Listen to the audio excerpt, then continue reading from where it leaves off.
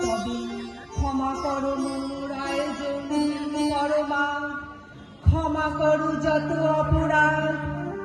এই ক্ষণিকের পাতার কুটিরে প্রদীপ আলোকে ধীরে ধীরে এই বেতাসের বাঁশিতে পড়ু তব নয়নের বরসাদ।